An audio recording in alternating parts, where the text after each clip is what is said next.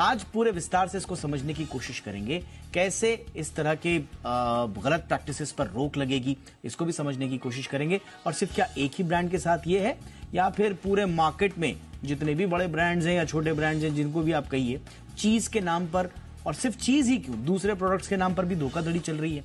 बहुत ही खास मेहमानों का पैनल हमारे साथ है, करेंगे इस पर विस्तार से चर्चा।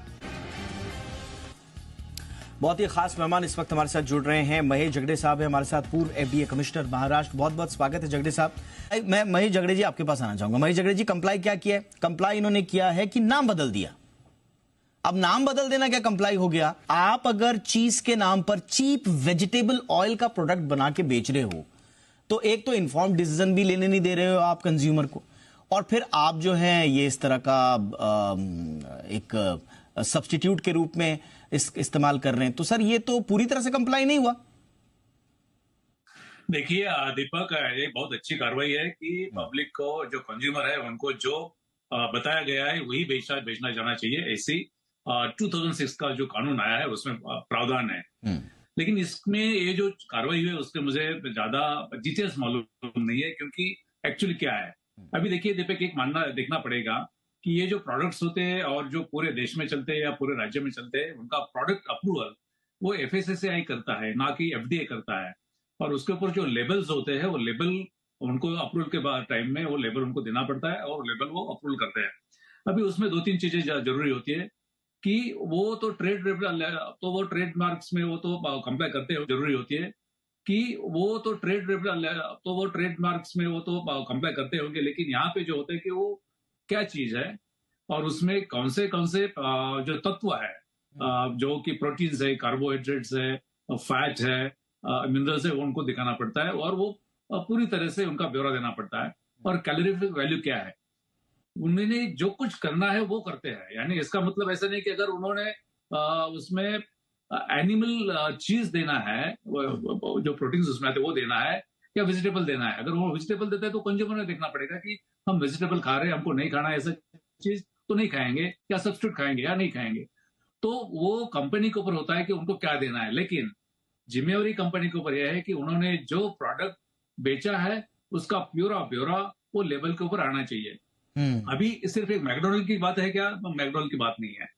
ये पूरे देश में हमारे यहाँ पे जो भी प्रोडक्ट बेचे जाते हैं, और आप देखते हैं कि या हम होटल में भी जाते हैं, कुछ होटल्स वो डिश के ऊपर वो हर एक कैलोरीफिक वैल्यू देते हैं। बिल्कुल देते हैं। बाकी ये तो बड़ी पुरानी बहस है सर कि ये करें। फिलहाल मैं इसमें मैकडोनल्ड्स का जो रिस्पांस जो मीडिया रिपोर्ट्स में मैं पढ़ रहा हूं, एक जिम्मेदार चैनल होने के नाते हमारी जिम्मेदारी है कि उनका रिस्पांस भी बता दें।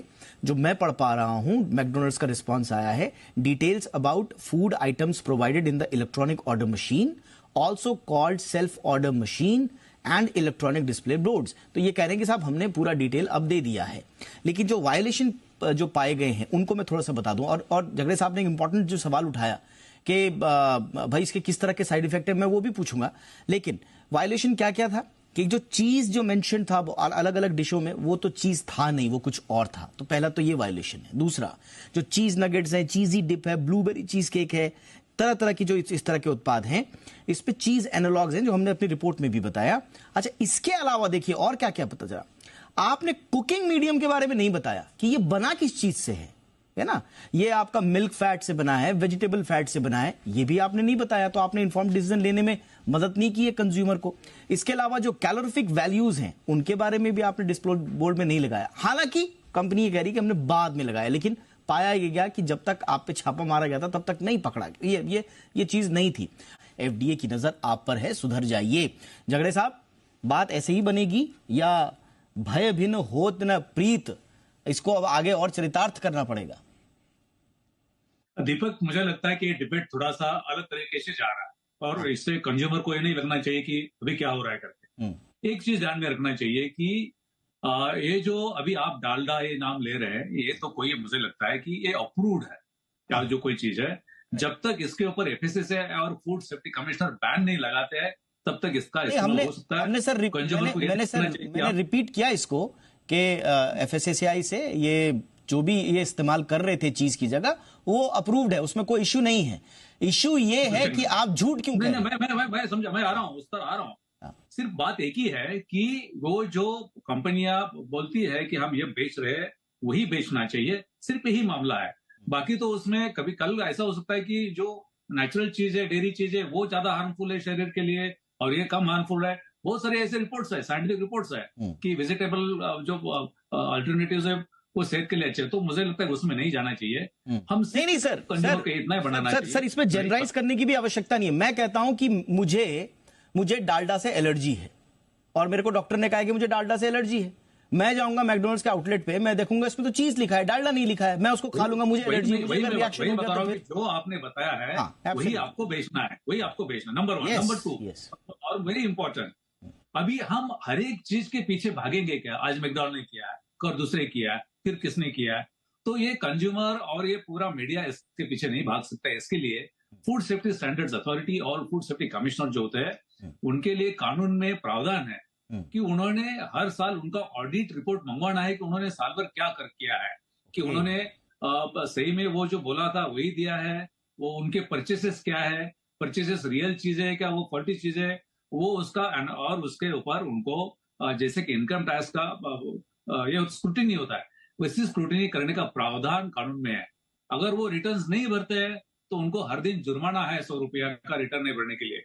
तो मुझे लगता है कि ये जो मैं समझ गया सर, आप इशारा कर रहे हैं कि सिस्टम को भी और ज्यादा एफिशिएंट होना पड़ेगा और ज्यादा पैनी नजर से। Absolutely sir, I got your point sir. System अगर अच्छा चला तो मुझे लगता है कि ये कोई चीज करने की जरूरत नहीं रहेगी। एब्सोल्युटली मैकडॉनल्ड नहीं है, ऐसे बहुत सारे। और एडिबल ऑयल के बारे में आप जो देखते हैं एडवर्टीजमेंट कि हार्ट को अच्छा करेगा, वो तो बिल्कुल कानूनी गलत है। उसमें सिर्फ देना चाहिए कि ऑयल कौन सा है, कितनी कैलोरी है और सैचुरेटेड फैट कितने, और अनसैचुरेटेड फैट उतना ही देना है। लेकिन हम जो भी आजकल एडवर्टाइजमेंट देखते हैं, ये होता है, वो होता है, ये सब गलत है। और मुझे लगता है कि जब तक ये कानून में पूरा ब्यौरा दिया है, जब तक नहीं होता है, ऑडिट नहीं होता है, तो बाकी ये चीजें तो क्या है, टोकनिज्म।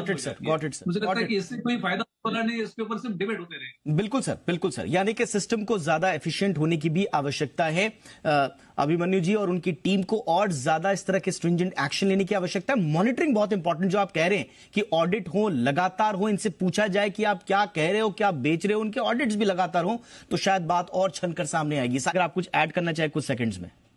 बस सिर्फ एक चीज देश के लिए मैं ऐड करना चाहता हूं कि जो नया कानून बनाया 2006 से, उसमें ये है कि हम अभी सब खा चुके हैं और उसके ऊपर कार्रवाई होगी।